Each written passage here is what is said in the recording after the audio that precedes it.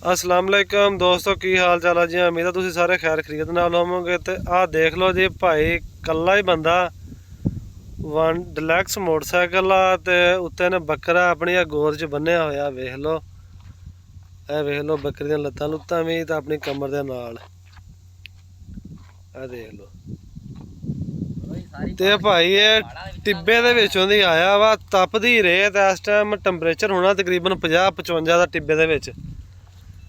ते जिथे बंदा तुर जाता वैसे ही बुल सुकते आ। तो भाई नूं पुछदे आ कि किन्ने किलोमीटर सफ़र करके आया ते कि सफ़र सौखा ने कर लिया कि औखा कीता।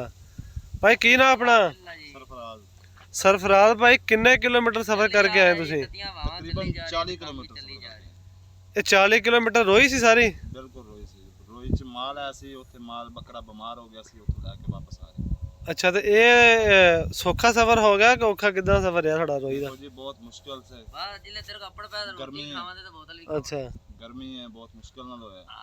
सही सही। अज बकरे नूं भी नाल संभालना, नाल मोटरसाइकिल भी हैंडल करना, ते ये बड़ा औखा काम आ। वेख लो जी दोस्तों, दा भाई दा जुगाड़।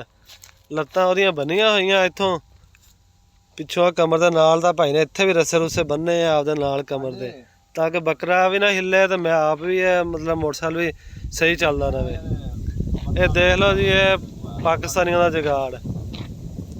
पता नहीं समझ नहीं आती कि इस कौम ते फिर भी कर्जा कित्थों इन्ना चढ़ गया। इन्नी मेहनती कौम आ। ते साडे चैनल नूं सबसक्राइब करियो, वीडियो नूं लाइक करियो। अल्लाह हाफिज़।